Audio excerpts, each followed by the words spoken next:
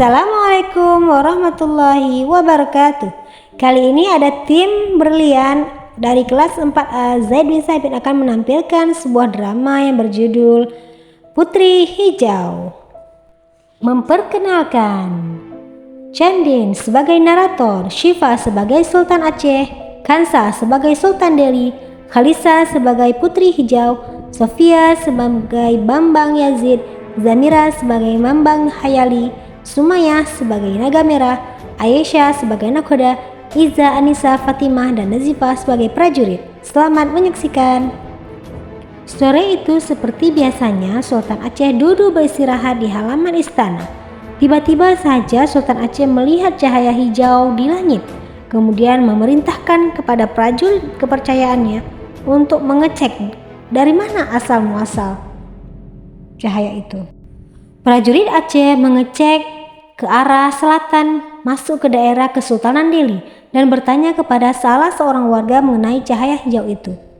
Ternyata cahaya hijau itu baginda raja berasal dari Putri Hijau.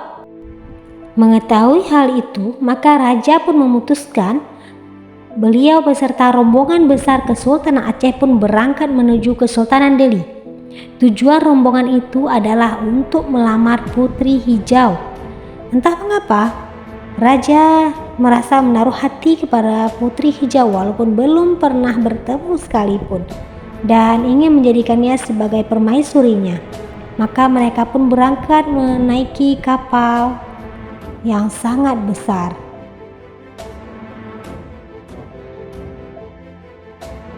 Setelah menempuh perjalanan yang jauh, akhirnya Kesultanan Aceh beserta rombongannya sampai pula di Kesultanan Delhi, dan di sana sudah disambut oleh Sultan Delhi beserta ketiga anak-anaknya.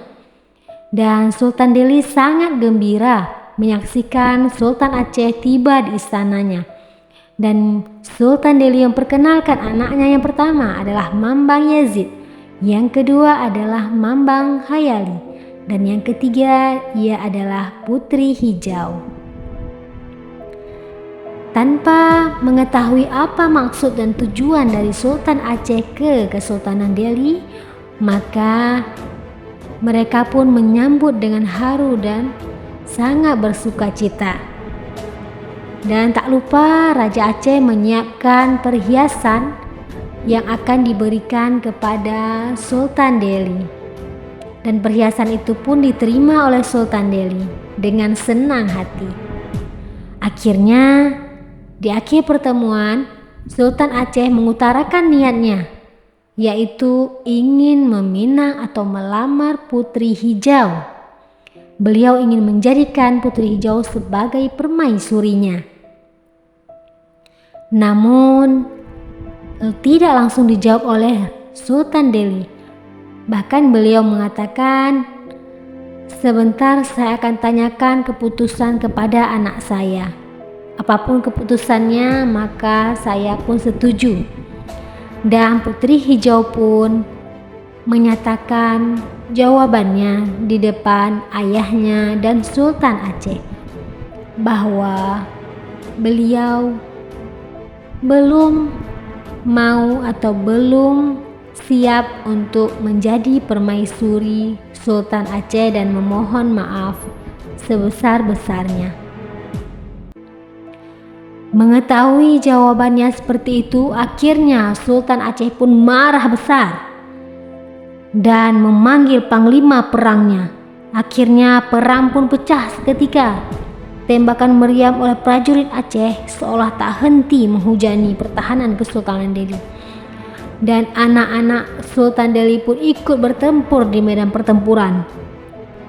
Di saat perang pecah, ayahnya Putri Hijau berpesan kepada anaknya bahwa jika nanti apabila engkau ditangkap, mintalah persyaratan untuk engkau dimasukkan ke dalam kotak kaca, dan mintalah 9 butir telur ayam dan segenggam beras.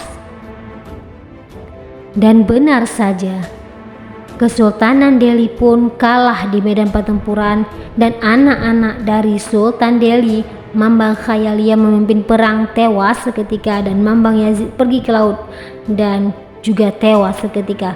Dan akhirnya Putri Hijau pun tertawan oleh pasukan Aceh dan dibawa menuju ke dalam kapal untuk berlayar menuju perairan Aceh.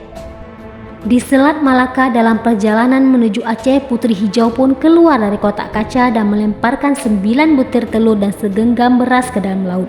Tak lama kemudian keluarlah seekor naga besar muncul dari dalam lautan dan menyelamatkan Putri Hijau. Akhirnya Sultan Aceh pun tidak bisa berbuat apa-apa dan menyesal telah memaksa Putri Hijau untuk menjadi permaisurinya. Cerita pun berakhir. Dari kisah tadi kita bisa mengambil hikmah yang luar biasa, yaitu jiwa manusia kerap berontak jika dipaksa manusia lain, terlebih jika ia merasa si pemaksa ini tidak mau mengerti kondisinya, melainkan hanya mau semaunya seperti semau dia. Tidak bisa kawan, tidak bisa. Anjurkanlah dan jangan memaksa orang lain. Tersenyumlah sambil merangkul dan jangan menarik tangan orang.